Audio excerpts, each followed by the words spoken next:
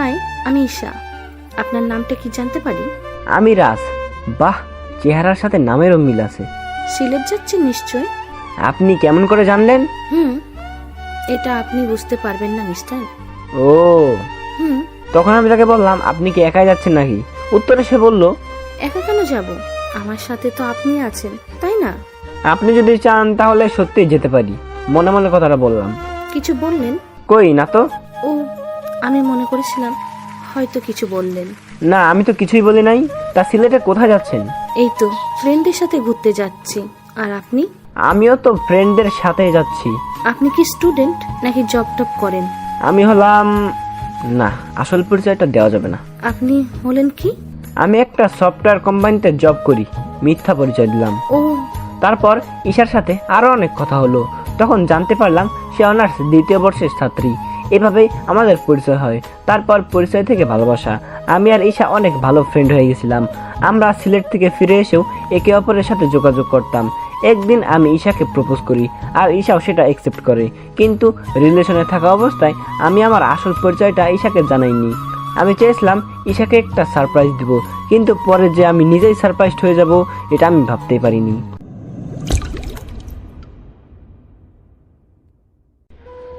আজ আমার বিয়ে। নিজেকে অনেক ভাগ্যবান মনে হচ্ছে, কারণ যার সাথে আমার বিয়ে হবে তার সাথে আমার প্রায় 1 বছর রিলেশন ছিল। আর আজ আমাদের ভালোবাসা পূর্ণতা পেতে চলেছে। ও, আপনাদের তো আমার পরিচয় দেওয়া হয় নাই।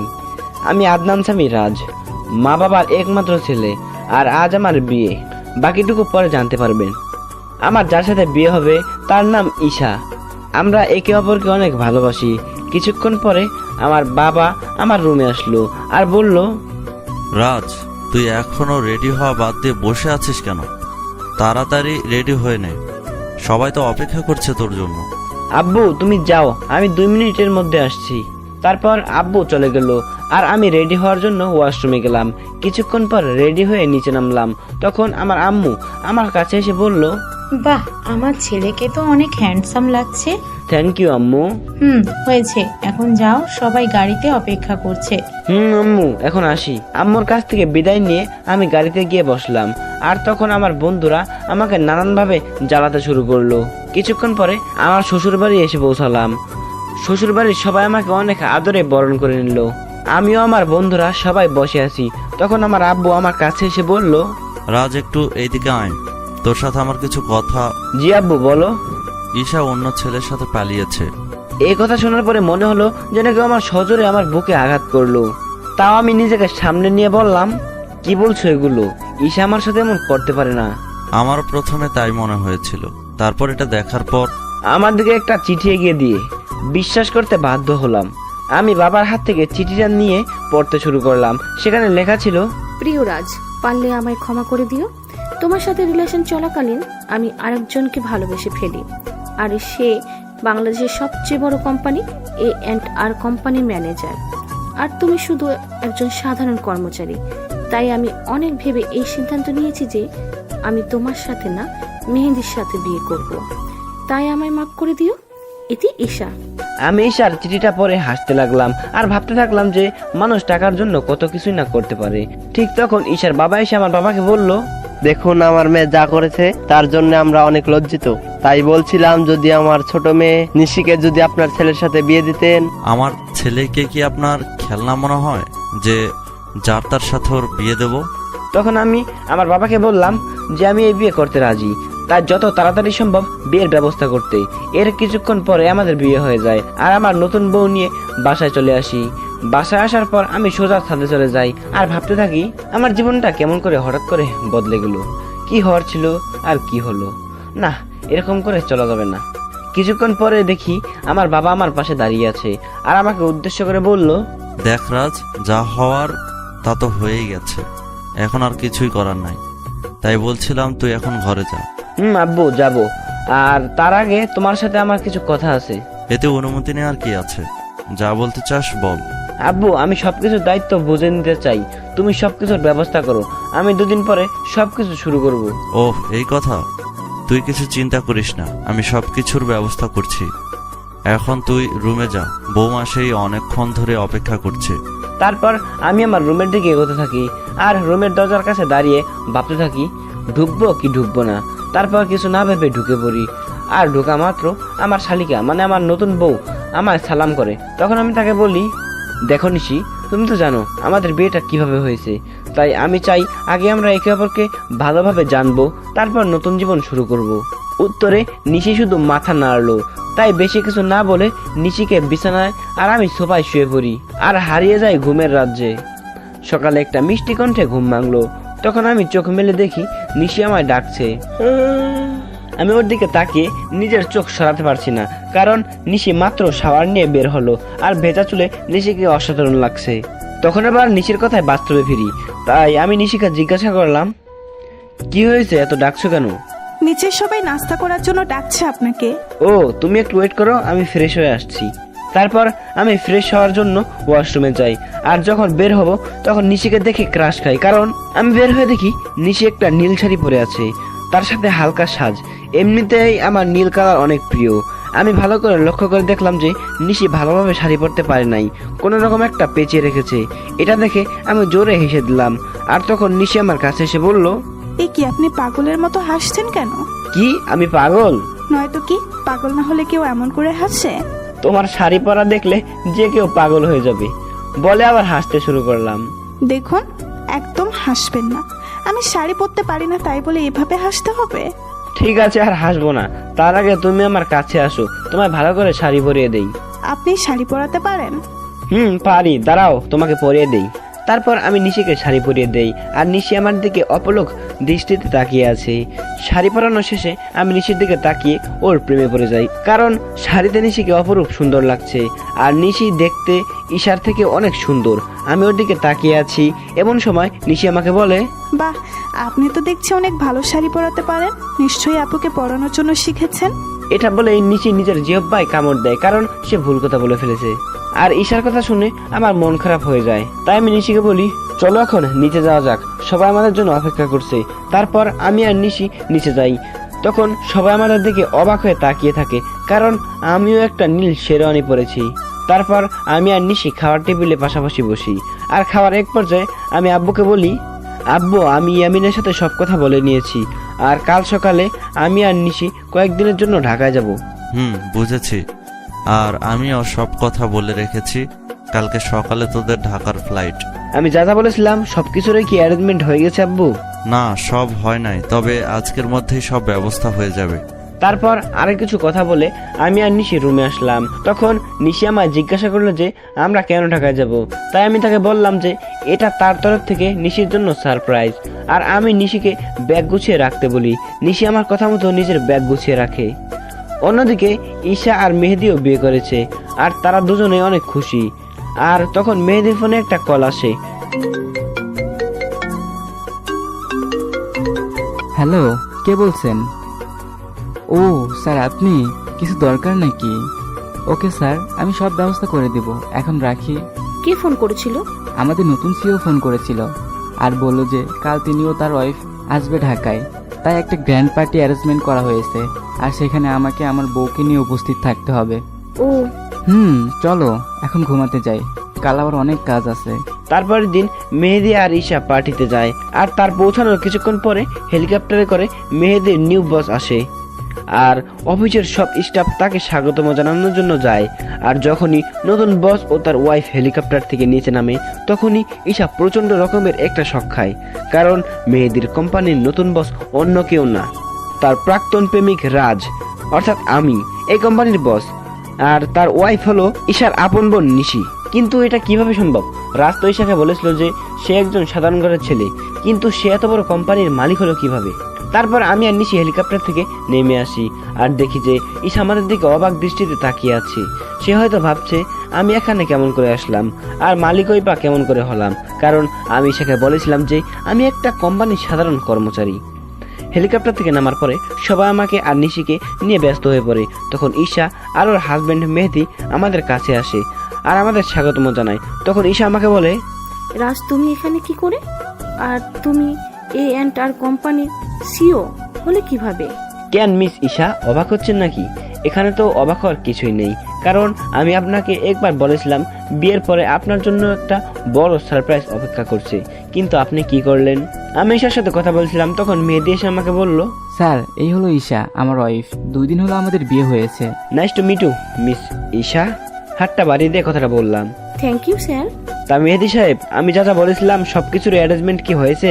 জি স্যার, সবকিছু অ্যারেঞ্জমেন্ট করা হয়েছে। আপনি কি আগে একটু রেস্ট নেবেন নাকি? আমি আর নিশি আগে একটু রেস্ট নিব, তারপরে পার্টিতে জয়েন করব। আর আপনাকে পরিচয় করিয়ে দেই, ইনি হলেন নিশি, আমার ওয়াইফ। নিশিকে দেখিয়ে দিয়ে কথাটা বললাম। হ্যালো ম্যাম, কেমন আছেন? জি ভালো আছি। তখন আমি ঈশার দিকে লক্ষ্য করে দেখি সে আমার আর ঈশার দিকে অবাক চোখে তাকিয়ে আছে। তাই আমি মনে মনে বলি, এখনো তো কিছুই দেখুনি, দেখতে থাকো কি হয়। তখন মেয়েটি আমাকে আর নিশিকে একটা রুমে নিয়ে যায় আর বলে এখানে কিছুক্ষণ রেস্ট নিতে। এই বলে মেহেদি সাহেব সেখান থেকে চলে যায়।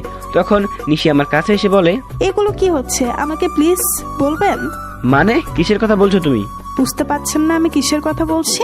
কই না তো। বুঝতে পারছেন না নাকি বুঝতে চাইছেন না? আরে তুমি বুঝাই না বললে আমি কেমনে বুঝবো? এগুলো কি? আমি তো শুনেছিলাম আপনি একটা কোম্পানির একজন সাধারণ কর্মকর্তা। শুধু আমি না, আমার পুরো পরিবার জানতো যে আপনি একটি কোম্পানিতে কাজ করেন। তাহলে হুট করে এত বড় কোম্পানির সিইও কেমন করে হলেন? হুট করে আমি এই কোম্পানির সিইও হই নাই। এই কোম্পানির ওনার হলো আমার বাবা, বুঝছো? আর সেই হিসাবে আমি এই কোম্পানির সিইও। সেটা না হয় বুঝলাম, কিন্তু আপনি কেন আপনার আসল পরিচয় গোপন রাখলেন সেটা আগে বলুন। আর কেন আমি আমার আসল পরিচয় গোপন করেছি সেটা না হয় তোমাকে পরে বলবো। বললাম তো আমি তোমাকে সব বলবো, তার আগে তুমি কান্না বন্ধ করো। নিশিকে নিজের বুকের মাঝে জড়িয়ে নিয়ে কেন জানি নিশির কান্নাটা আমার সহ্য হলো না। তারপর নিশিকেও আমি জড়িয়ে ধরে কান্না করতে থাকলাম। তারপরও নিশি আমায় জড়িয়ে ধরে কান্না করতে থাকলো। এভাবে কিছুক্ষণ নিশি কান্না করলো। তারপর যখন সে বুঝতে পারলো যে সে আমাকে জড়িয়ে ধরে আছে, তখন হঠাৎ করে আমায় ছেড়ে দিয়ে বলল, আমি সরি, আসলে আমি বুঝতে পারি নাই তাই এমনটা করেছি। আসলে আমি একটু ইমোশনাল হয়ে পড়েছিলাম তো তাই। ইটস ওকে নিশি, তুমি গিয়ে ফ্রেশ হয়ে নাও, আমাদের আবার নিচে পার্টিতে যেতে হবে। তারপর নিশি ওয়াশরুমে ফ্রেশ হতে চলে যায়। কিছুক্ষণ পরে নিশি বাহির হয়। তখন আমি ফ্রেশ হওয়ার জন্য ওয়াশরুমে প্রবেশ করি। আর বের হওয়া মাত্র নিশিকে দেখে টাস্কি খাই, কারণ নিশিকে নীল শাড়িতে একদম অপসরিয়ার মতো লাগছে, সাথে হালকা মেকআপ, যা দেখে যে কেউ নিশির প্রেমে পড়তে বাধ্য। আমাকে এইভাবে তাকিয়ে থাকতে দেখে নিশি আমার চোখের সামনে তুড়ি বাজিয়ে জিজ্ঞাসা করে, এই যে মিস্টার, এইভাবে তাকিয়ে কি দেখছেন? একটা ডানা কাটা পরি, নিজের অজান্তে বলে ফেলি। ও আর আমার কথায় নিশি বেশ লজ্জা পাই, যা ওর চেহারা দেখে বোঝা যাচ্ছে, কারণ নিশির চেহারা একদম লজ্জায় লাল হয়ে গেছে। তখন আমি বলি, থাক আর লজ্জা পেতে হবে না, এখন তাড়াতাড়ি রেডি হয়ে নাও তো। তখন নিশি আবার রেডি হতে থাকে। আর নিশি যখন লিপস্টিক তার ঠোঁটে দিতে যাবে, তখন আমি তাকে আটকে দিয়ে বলি, তোমাকে এমনি অনেক ভালো লাগছে, এইসব লিপস্টিক আর কোনোদিন দিবা না, ওকে? নিশিও বাধ্য মেয়ের মতো মাথা নাড়লো। কিছুক্ষণ পরে নিশি আমাকে জিজ্ঞাসা করে যে তাকে কেমন লাগছে। আর আমি তো নিশিকে দেখে ওর প্রায় প্রেমে পড়ে যাই, কারণ নিশিকে হালকা সাজে একদম পরীর মতো লাগছে। তাই আমি ওর কাছে গিয়ে বলি, সবই ঠিক আছে, শুধু একটা জিনিস ছাড়া। ও আরে শুনবে তো কি জিনিস? না বললে শুনবো কেমন করে? তোমার গলায় কাজল দেওয়া হয়, তোমাকে কেউ যদি এভাবে দেখে তাহলে সবার নজর লেগে যাবে তো, তাই না? নিশি কিছু বলছে না, কারণ সে অনেক লজ্জা পেয়েছে। তারপর আমি নিজের হাতে নিশির ঘাড়ে কাজল লাগিয়ে দেই। আর আমার ছোঁয়া পাওয়া মাত্রই নিশি কিছুটা কেঁপে ওঠে। আর নিশির এত কাছে গিয়ে আমিও কেমন যেন একটা ঘোরের মধ্যে চলে গেছিলাম। আর নিশিও কিছুটা আমার মতোই হয়ে গেছিল। তখন আমি নিশির মুখটা উপরের দিকে তুলে আমার ঠোঁট ও ঠোঁটের দিকে এগিয়ে নিয়ে যাই। আর যখনই আমি নিজের ঠোঁট নিশির ঠোঁটের সাথে মেলাবো, তখনই কেউ একজন রুমের মধ্যে আসে। এতে করে নিশি আমার থেকে কিছুটা দূরে চলে যায় আর আমাদের দুজনের ঘোরটা কেটে যায়। তাই তখন দেখার চেষ্টা করি যে কে এসেছে। আর তখনই দেখি ঈশা দাঁড়িয়ে আছে। এতে করে আমার রাগটা বেড়ে যায়। তাই আমি ঈশাকে গিয়ে বলি, আপনার কি একটু সাধারণ বুদ্ধিটুকুও নেই যে একটা সদ্য বিবাহিত দম্পতির রুমে কোনো পারমিশন ছাড়াই প্রবেশ করছেন? আসলে আমি জানতাম না ভেতরে কি হচ্ছে, আর তোমার রুমে ঢুকতে তো আগে কখনো পারমিশন লাগেনি, তাই। ও প্লিজ, আগে কি হয়েছে না হয়েছে I just don't care, but now I am married, so next time knock করে রুমে ঢুকবেন, আন্ডারস্ট্যান্ড? Yeah, I understand. কথাটা মনে থাকে যেন। আর কি জন্য এসেছেন সেটা কি জানতে পারি? আমি তো তোমার কাছে ক্ষমা চাইতে এসেছি, প্লিজ আমাকে মাফ করে দাও। আপনি কিসের জন্য ক্ষমা চাইছেন মিস ঈশা, সেটা কি জানতে পারি? তোমার সাথে করা অন্যায়গুলোর জন্য আমি ক্ষমা চাইছি। আপনি কোনো অন্যায় করেন নাই মিস ঈশা, অন্যায় তো করেছি আমি। আপনার মতো একজন প্রতারককে ভালোবেসেছিলাম, এটার চেয়ে বড় অন্যায় আর কি হতে পারে সেটা বলুন তো। আমি আরো কিছু বলতে যাব, তার আগেই আমার ফোনে একটা কল আসে। আমি কলটা রিসিভ করে নিশিকে বলি, যে তাড়াতাড়ি রেডি হয়ে নিতে, আর ফোনটা করেছিল মেহেদি মানে ঈশার হাজবেন্ড। তারপর আমি ঈশাকে আমার রুম থেকে চলে যাওয়ার জন্য বলি। কিছুক্ষণ পর নিশি বের হয়ে আসে, আর আমি তো নিশিকে দেখে রীতিমতো টাস্কি খেয়ে যাই, কারণ নেভি ব্লু শাড়িতে নিশিকে অসাধারণ লাগছে, তার সাথে হালকা মেকআপও করেছে। আমাকে এভাবে তাকিয়ে থাকতে দেখে নিশি আমাকে বলে, এই যে মিস্টার, এইভাবে তাকিয়ে কি দেখছেন? যাবো, আর তোমাকে কিন্তু অনেক কিউট লাগছে মিসেস রাজ। আমার মুখে মিসেস রাজ ডাক শুনে নিশি অনেক খুশি হয়, যা ওর মুখ থেকেই বোঝা যাচ্ছিল। তখন আমি আবার নিশিকে বললাম, কি হলো, নিচে যাবেন না নাকি? তারপর আমি আর নিশি দুজনে একসাথে নিচে যাই, আর সেখানে থাকা সবাই আমাদের স্বাগতম জানায়। তারপর আমি নিশিকে একে একে সবার সাথে পরিচয় করিয়ে দেই, আর সবাই নিশিকে অনেক পছন্দ করে আর অনেক তারিফও করে। এইগুলো দেখে ঈশা অনেকটা জেলাস ফিল করে, কারণ এইগুলো ঈশার পাওয়ার কথা ছিল, কিন্তু তার লোভের কারণে সে সবকিছু হারিয়েছে। পার্টি শেষ হওয়ার পরে আমি আর নিশি নিজেদের রুমে চলে আসি, আর রুমে আসার পরে নিশি আমাকে বলে, বলো তোমার কি বলার আছে? আপনার আর আপুর পরিচয় হলো কিভাবে, এটাই তো জানতে চাচ্ছিলাম। যদি না বলতে চান তাহলে থাক, বলা লাগবে না। বুঝলাম, তাহলে শোনো। তারপর আমি বলতে শুরু করলাম। আমি তখন সবেমাত্র লেখাপড়া শেষ করে দেশে ফিরেছি। তো একদিন আমিও আমার বন্ধুরা মিলে প্ল্যান করলাম কোথাও ঘুরতে যাব, কিন্তু সেটা দেশের ভিতরেই। তাই সবাই মিলে ঠিক করলাম যে সিলেটে যাব। তো সবাই মিলে বেরিয়ে পড়লাম সিলেটের উদ্দেশ্যে। সব ফ্রেন্ড একসাথে যাব, তাই বাসে করে যাচ্ছিলাম। কিন্তু বাসে উঠে বাদে এক বিপত্তি। আমার সব ফ্রেন্ডের সিট এক জায়গায় পড়েছিল, আর আমার সিট পড়েছিল এক মেয়ের সাথে। তাই কিছু করার না থাকায় বাধ্য হয়ে ওই সিটে বসে পড়ি। কিছুক্ষণ পরে যখন মেয়েটি আসে, আমি তার দিকে তাকিয়ে রীতিমতো টাস্কি খাই, কারণ এত সুন্দরী মেয়ে আমি এর আগে কখনো দেখি নাই। মেয়েটি পরেছিল একটা নেভি ব্লু রঙের 3 পিস, তার সাথে ম্যাচিং জুয়েলারি, সাথে হালকা সাজ। দেখে মনে হচ্ছিল জান্নাতের অপসরী। আমি তার দিকে এক ধ্যানে তাকিয়েছিলাম। আমার এভাবে তাকানো দেখে মেয়েটি বলে ওঠে, এই যে মিস্টার, দেখা শেষ হলে আমাকে বসার জায়গাটা দিন। মেয়েটির এমন কথায় আমি কিছুটা লজ্জাবোধ করি, তাই আর কিছু না বলে ওনার বসার জায়গা দিয়ে দেই। কিছুক্ষণ পরে বাস ছেড়ে দেয়। মেয়েটি কিছুক্ষণ পরে আমায় জিজ্ঞাসা করে, হাই, আমি ঈশা, আপনার নামটা কি জানতে পারি? আমি রাজ। বাহ, চেহারার সাথে নামেরও মিল আছে। সিলেট যাচ্ছেন নিশ্চয়? আপনি কেমন করে জানলেন? এটা আপনি বুঝতে পারবেন না মিস্টার। ও, তখন আমি তাকে বললাম, আপনি কি একাই যাচ্ছেন নাকি? উত্তরে সে বলল, একা কেন যাব, আমার সাথে তো আপনি আছেন, তাই না? আপনি যদি চান তাহলে সত্যি যেতে পারি। মনে মনে কথাটা বললাম। কিছু বললেন? কই না তো। ও, আমি মনে করেছিলাম হয়তো কিছু বললেন। না, আমি তো কিছুই বলি নাই। তা সিলেটে কোথায় যাচ্ছেন? এই তো ফ্রেন্ডের সাথে ঘুরতে যাচ্ছি। আর আপনি? আমিও তো ফ্রেন্ডদের সাথে যাচ্ছি। আপনি কি স্টুডেন্ট নাকি জব টপ করেন? আমি হলাম, না, আসল পরিচয়টা দেওয়া যাবে না। আপনি হলেন কি? আমি একটা সফটওয়্যার কোম্পানিতে জব করি। মিথ্যা পরিচয় দিলাম। ও, তারপর ঈশার সাথে আরো অনেক কথা হলো। তখন জানতে পারলাম সে অনার্স 2য় বর্ষের ছাত্রী। এভাবেই আমাদের পরিচয় হয়। তারপর পরিচয় থেকে ভালোবাসা। আমি আর ঈশা অনেক ভালো ফ্রেন্ড হয়ে গেছিলাম। আমরা সিলেট থেকে ফিরে এসেও একে অপরের সাথে যোগাযোগ করতাম। একদিন আমি ঈশাকে প্রপোজ করি, আর ঈশাও সেটা অ্যাকসেপ্ট করে। কিন্তু রিলেশনে থাকা অবস্থায় আমি আমার আসল পরিচয়টা ঈশাকে জানাইনি। আমি চেয়েছিলাম ঈশাকে একটা সারপ্রাইজ দিব, কিন্তু পরে যে আমি নিজেই সারপ্রাইজড হয়ে যাব এটা আমি ভাবতেই পারিনি। কথাগুলো বলে নিজের অজান্তে আমার চোখ দিয়ে পানি বেয়ে পড়ছিল, সেটা আমি বুঝতেই পারি নাই। আমি কিছুক্ষণ পরে নিশির দিকে লক্ষ্য করে দেখি সেও কান্না করছে। তখন আমি তাকে বলি, এ কি, তুমি কান্না করছো কেন? আপনি আপুকে এতটা ভালোবাসতেন, আর আপু আপনার সাথে কি করলো? যা হওয়ার তা তো হয়ে গেছে, আর এখন তুমি আমার স্ত্রী, এটাই সত্যি। আর আমি চাই এই সম্পর্কটা ভালোভাবে নিতে। আমি চেষ্টা করব। তার আগে বলেন, আপনি আর কখনো আপুর কথা মনে করবেন না? কথা দিলাম। নিশি আমাকে এভাবে জড়িয়ে ধরবে আমি সেটা ভাবতেও পারি নাই। কেন যেন নিশির এভাবে জড়িয়ে ধরা আমার অনেক ভালোই লাগছে। এই যে মিস, এবার কি আমাকে ছাড়বেন? কথাটি বলা মাত্রই নিশি আমাকে ছেড়ে দিল, আর নিশির মুখ একদম লজ্জায় লাল হয়ে আছে। তখন আমি নিশিকে আমার কোলের উপরে বসিয়ে চুলে বিলি কেটে দিতে দিতে বললাম, আমাকে ছেড়ে কখনো যাবে না তো? না, কখনোই না। তারপর আমি নিশির কপালে আলতো করে একটা চুমু খেলাম, আর আমার ঠোঁটের ছোঁয়া পাওয়া মাত্রই নিশি কেঁপে উঠলো। এখন যাও, ফ্রেশ হয়ে আসো। আজ এমনিতে অনেক ধকল গেছে, আগামীকাল থেকে আমরা নতুন জীবন শুরু করব। আমার কথায় হয়তো কিছুটা লজ্জা পেয়েছে। তারপর নিশি ফ্রেশ হয়ে আসে, আর আমি নিশিকে জড়িয়ে ধরে শুয়ে পড়ি।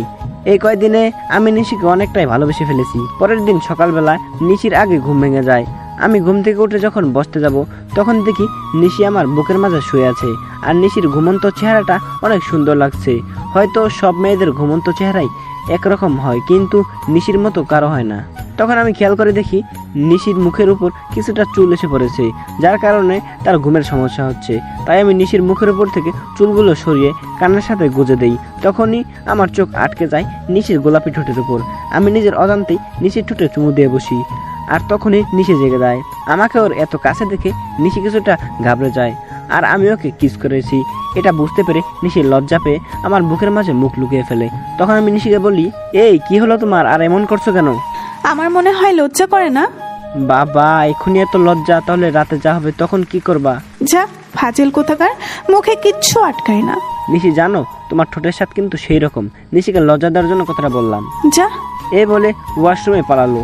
আর আমি বসে বসে ভাবতে লাগলাম, পাগলিটা এই কয়েকদিনে আমাকে অনেক ভালোবেসে ফেলেছে, আর আমিও ওকে অনেক ভালোবেসে ফেলেছি। কিছুক্ষণ পরে নিশি ওয়াশরুম থেকে বাইর হলো, আর আমি ফ্রেশ হতে চলে গেলাম। আমি ফ্রেশ হয়ে এসে দেখি নিশি চুল মুছছে। তখন আমি নিশিকে পেছন থেকে জড়িয়ে ধরে আর নিশির চুলের মধ্যে নাক ডুবিয়ে দেই। এতে নিশি কিছুটা কেঁপে ওঠে। আমি নিশির চুলের গন্ধে যেন হারিয়ে গিয়েছিলাম। নিশির ডাকে আমার ঘোর ভাঙলো। নিশি আমাকে বলল, এই যে মিস্টার, অফিসে যাবেন না নাকি? এত সুন্দর বউ রেখে কিভাবে অফিস যাই বলো তো? তার চেয়ে বরং চলো তুমি আর আমি ঘুরতে যাই। সত্যি বলছেন? না, মিথ্যা বলছি। আমার কথা শুনে নিশির হাসি মাখা মুখ নিমিষে গায়েব হয়ে গেল। তখন আমি বললাম, থাক আর ঢং করতে হবে না, তাড়াতাড়ি গিয়ে রেডি হয়ে আসুন। আপনি অনেক কিউট বলে আমাকে কিস করে এক দৌড়ে পালালো। আমি তখন মনে মনে বললাম, পাগলি। কিছুক্ষণ পরে নিশি নেভি ব্লু শাড়ি পরে বের হলো, আর সাথে হালকা সাজ। এতে নিশিকে আরো বেশি সুন্দর লাগছিল। তারপর নিশি আমার কাছে এসে বলে, চলুন আমি রেডি। চলো। তারপর আমি ম্যানেজারকে ফোন দিয়ে আসতে বলি। ম্যানেজার মানে ঈশার হাজবেন্ড। কিছুক্ষণ পরে ঈশাও তার হাজবেন্ড আসে আর আমাকে বলে, স্যার আপনি যা যা বলেছিলেন সব রেডি। ধন্যবাদ মেহেদি সাহেব। আর এতে ধন্যবাদ দেওয়ার কি আছে? মেহেদি সাহেব, আমি আপনাকে একটা জিনিস আনতে বলেছিলাম, সেটা কি এনেছেন? হ্যাঁ স্যার এনেছি। আমার দিকে একটা প্যাকেট এগিয়ে দিয়ে। এই নিন। তখন আমি নিশিকে ডাকি আর জিজ্ঞাসা করি, এইটা কেমন হয়েছে? আপনাদের তো বলতে ভুলেই গিয়েছি, ওই প্যাকেটের মধ্যে একটা নেকলেস ছিল, যেটা আমি নিশির জন্য আনতে বলেছিলাম। Wow, it's so gorgeous. এটা আমার জন্য? এবার পড়ুন তো। না, আপনি আমাকে পরিয়ে দেন। তো কি আর করার, সবার সামনে আমি নিশিকে নেকলেসটা পরিয়ে দিলাম। পরানোর পর ঈশার দিকে তাকিয়ে দেখি সে কেমন করে যেন তাকিয়ে আছে নিশির দিকে। হয়তো সেটা ভাবছে যে যা ওর পাওয়ার কথা ছিল সেটা তার ছোট বোন পাইতেছে। তারপর আমি আর নিশি ঘুরতে বের হলাম। সারাদিন ঘোরাঘুরি করে যখন নদীর ধারে গিয়ে বসলাম, তখন নিশি বলল যে সে ফুচকা খাবে। অনেক বোঝানোর পরেও কোনো লাভ হইল না, তাই তাকে ফুচকা খেতে নিয়ে গেলাম। আর আমি নিশির ফুচকা খাওয়া দেখি অবাক না হয়ে পারলাম না। মেয়েরা এত ফুচকা কিভাবে খেতে পারে সেটা আল্লাহ ভালো জানে। প্রায় অনেক রাত হয়ে যায় বাসায় ফিরতে। তারপর বাসায় ফিরে আমি ওয়াশরুমে চলে যাই ফ্রেশ হতে। আমি বের হওয়ার পরে নিশি ঢুকে। কিছুক্ষণ পরে নিশি বের হয়। তখন আমি নিশিকে গিয়ে পিছন থেকে জড়িয়ে ধরি আর বলি, সকালে কি বলেছিলাম মনে আছে? নিশি উত্তরে শুধু মাথা নাড়লো। তাহলে শুরু করা যাক। আমি কি নিষেধ করেছি নাকি? আমি নিশির সায় পেয়ে ওকে কোলে তুলে নেই আর বিছানায় গিয়ে রাখি। তারপর আমি নিশির গলায় আস্তে করে কয়েকটা কিস করি। এতে নিশির নিঃশ্বাস আস্তে আস্তে ঘন হতে থাকে। তারপর আমরা দুজন হারিয়ে যাই ভালোবাসার অতলে। আর কিছু কমু না, লজ্জা লাগে। পরের দিন সকালে নিশির ডাকে আমার ঘুম ভাঙে। নিশি মাত্রই গোসল করে এসেছে আর ওকে দেখতে অসাধারণ লাগছে। তাই আমি নিশিকে এক টানে আমার বুকের উপর নিয়ে আসি। তখন নিশি বলে, সারা রাত দুষ্টুমি করেও হয় নাই, এখন আবার শুরু করেছেন? তাড়াতাড়ি রেডি হয়ে অফিসে যান। ওকে বাবা, আমি যাইতেছি। আর তার আগে একটা কিস দাও। একটা দিলে যাবেন? যাবো। তারপর নিশি আমাকে একটা কিস দেয় আর আমিও উঠে ফ্রেশ হয়ে অফিসে চলে যাই। কিছুদিন পরে আমি আর নিশি আমাদের বাসায় চলে আসি আর সেখান থেকেই অফিস শুরু করি। খুনসুটি ভালোবাসায় আমাদের দিন খুব ভালোই চলছিল। দেখতে দেখতে আমার আর নিশির বিয়ের 3 মাস পার হয়ে গেছে। আর এই 3টা মাসের মধ্যে নিশি একদিনও আমার বুকে মাথা না দিয়ে ঘুমায় না। এই 3 মাসে আমরা দুজনকে অনেক ভালোবেসে ফেলি। সকালে আমি অফিসের জন্য রেডি হচ্ছিলাম, তখন নিশি এসে আমাকে পেছন থেকে জড়িয়ে ধরে আর বলে, আজ অফিস থেকে একটু তাড়াতাড়ি আসবেন কেমন? আজ আপনার জন্য একটা সারপ্রাইজ আছে। কি সারপ্রাইজ গো বউ? এখন বলা যাবে না, আগে অফিস থেকে ফিরো, তারপর বলবো। ওকে, এবার আমার কাছে আসো তো, তোমায় একটু আদর করে নেই। সব সময় দুষ্টুমি, তাই না? না গো বউ, তুমি জানো না, তোমায় আদর না করে গেলে আমার দিন ভালোই যায় না। তাই এখন আর কোনো কথা না বলে আমার কাছে আসো। তারপর নিশি আমার কাছে আসলো আর আমি নিশির ঠোঁট জোড়া দখলে নিয়ে নিলাম। প্রায় 5 মিনিট পরে ছাড়লাম। তারপর আমি নিশিকে বললাম, আমি এখন আসি। আপনি খুব স্বার্থপর। কেন গো, আমি আবার কি করলাম? আপনি তো ঠিকই আপনার ভাগের আদরটা নিলেন, আর আমার পাওনাটা না দিয়ে চলে যাচ্ছেন। ও কি বোঝাতে চাইছো সেটা আমি বুঝতে পেরেছি। ও কি বোঝাতে চাইছে সেটা আমি বুঝতে পেরে আমি নিশিকে আমার কাছে ডাকি, কিন্তু সে আসবে না মহারানী বলে। নিশি বাবু, আমার কাছে আসো। আমি কোনো বাবু নয়, আর নিশি রাগ করেছে তাই কারোর সাথে কথা বলবে না। ও তাই, দেখিয়ে পার নিশি কেমন করে রাগ করে থাকে। এই বলে নিশিকে আমার কাছে নিয়ে এসে ওর কপালে একটা ভালোবাসার পরশ এঁকে দেই, আর নিশি আমাকে শক্ত করে জড়িয়ে ধরে। নিশি সোনা, এবার ছাড়ো, আমার তো অফিসে লেট হয়ে যাচ্ছে। আর একটু থাকি না? না বাবু, আবার পরে থাকো, আমি এখন অফিসে যাবো যে। ওকে, সাবধানে যাবেন কিন্তু। যথাজ্ঞা মহারানী। যাও বর্ষ। বলেই হাসতে শুরু করলো।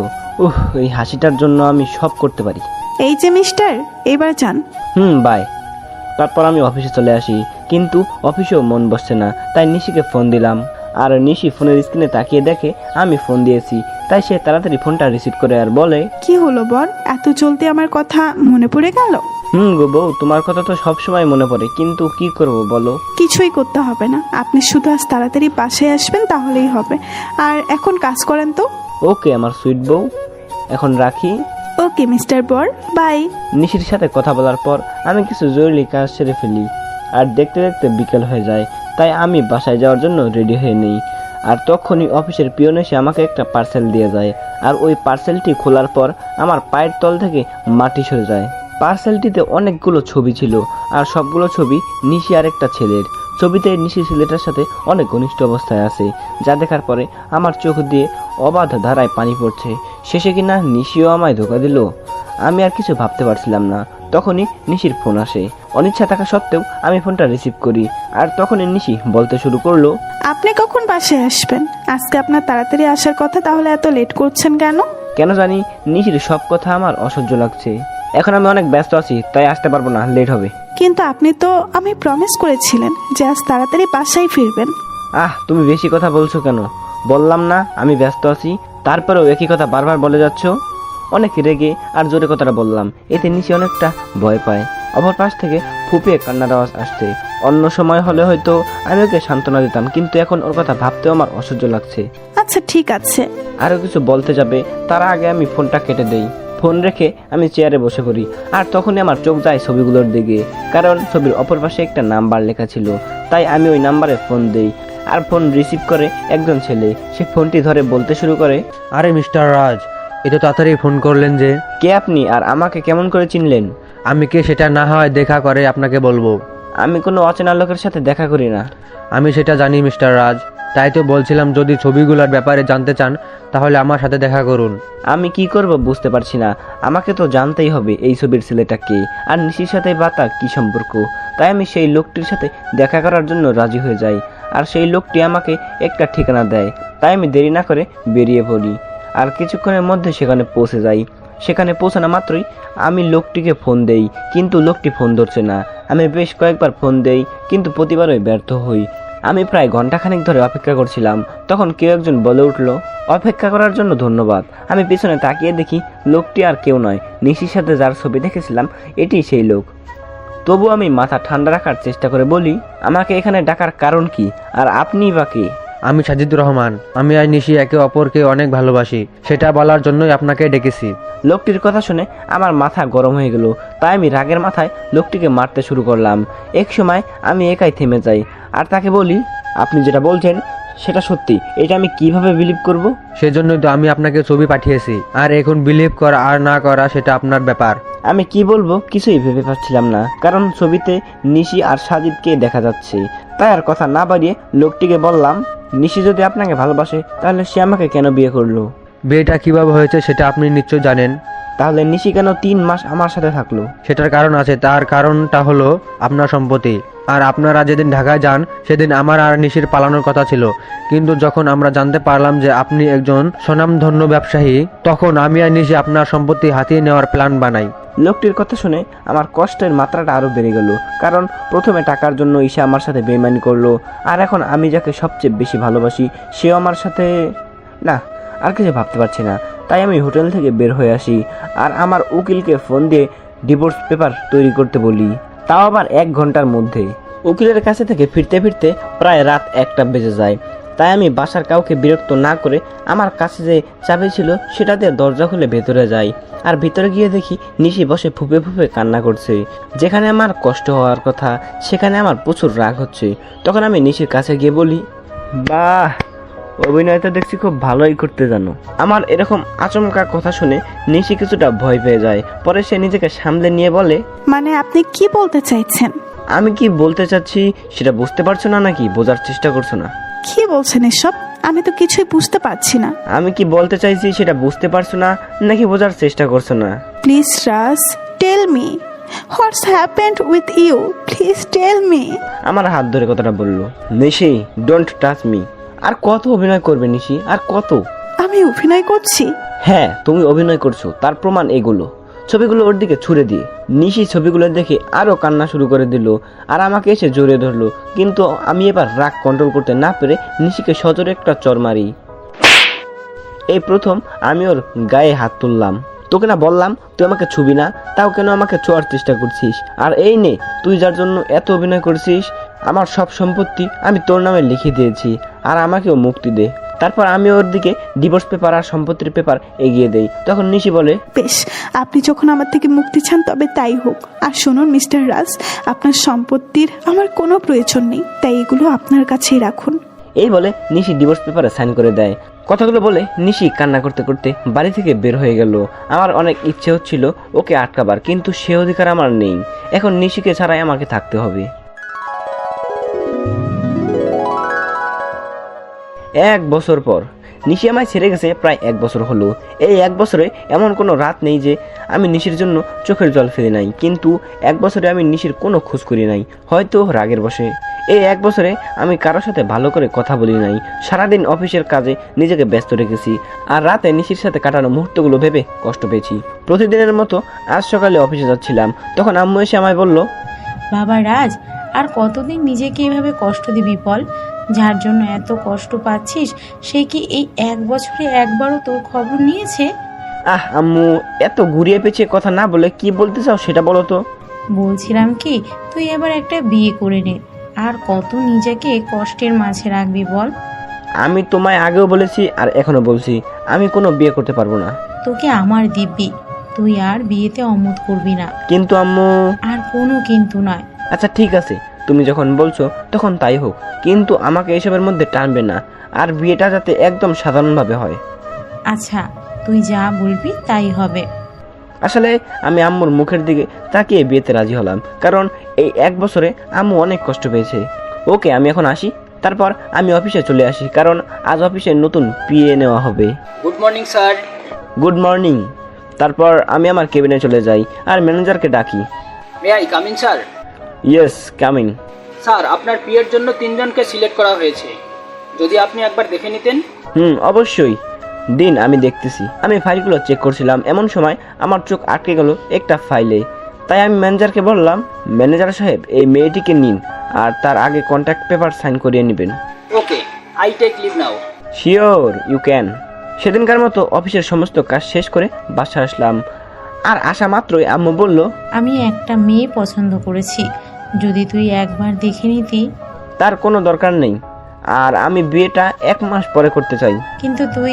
প্লিজ আম্মু, একটু বোঝার চেষ্টা করো। আচ্ছা ঠিক আছে।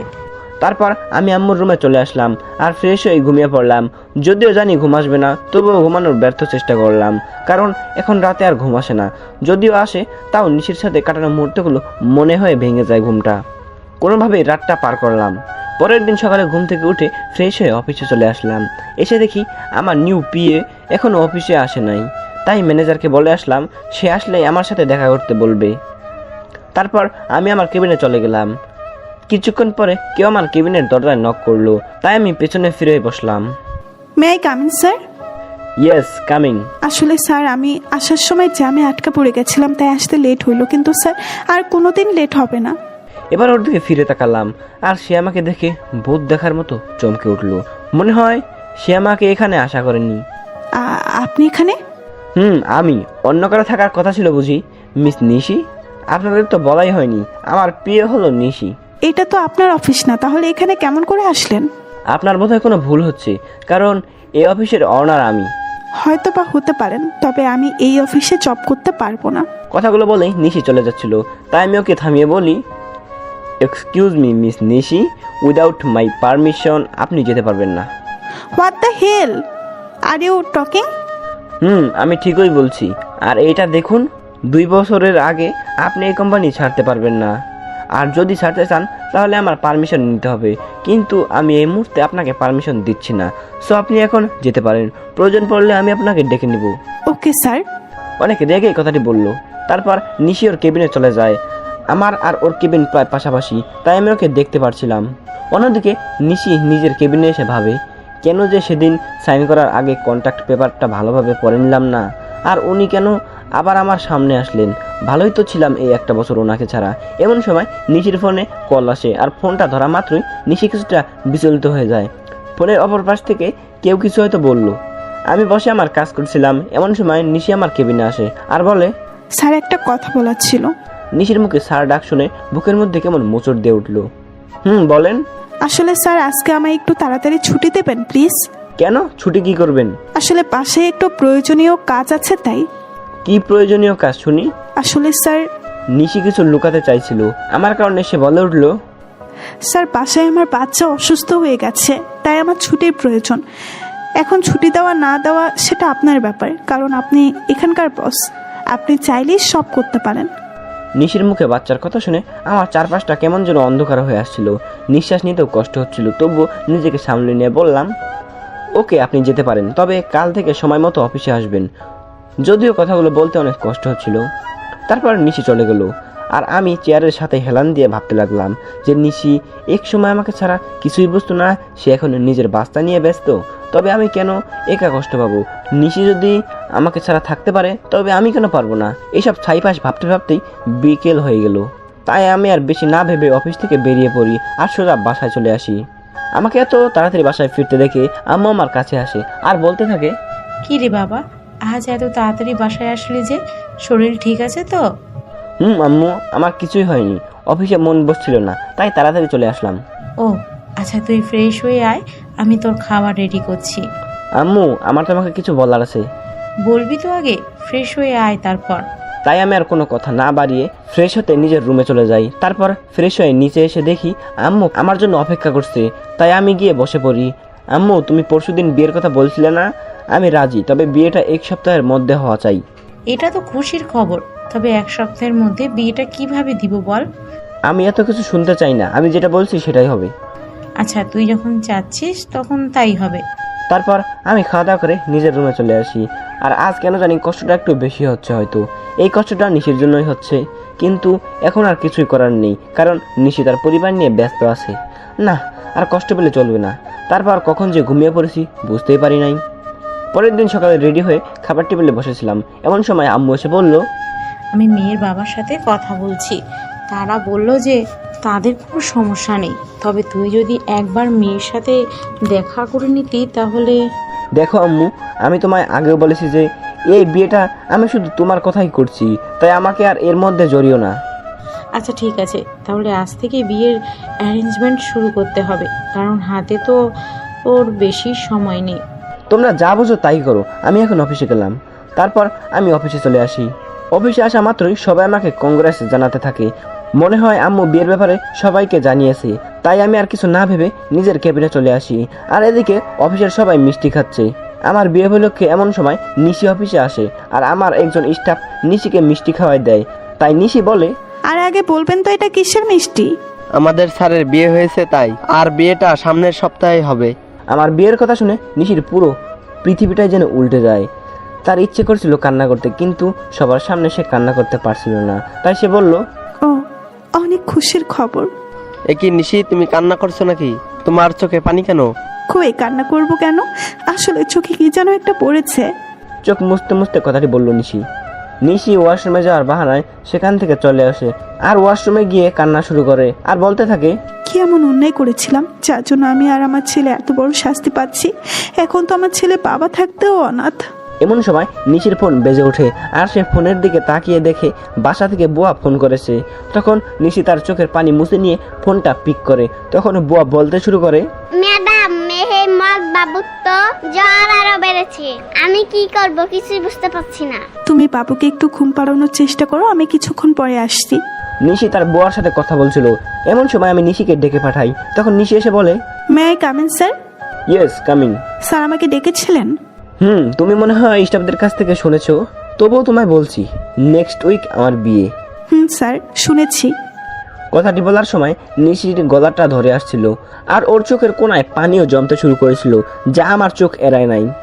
আমি চাচ্ছি আমার বিয়ের সকল অ্যারেঞ্জমেন্ট তুমি, যদি তোমার আপত্তি না থাকে। না স্যার, আমার কোনো আপত্তি নেই। আর আমি তো আপনার বিয়ে, এগুলো করা আমার কর্তব্য। তাহলে কাজে লেগে পড়ুন। আমাকে যত কষ্ট দিয়েছো তার চেয়ে বেশি কষ্ট আমি তোমায় দেবো নিশি।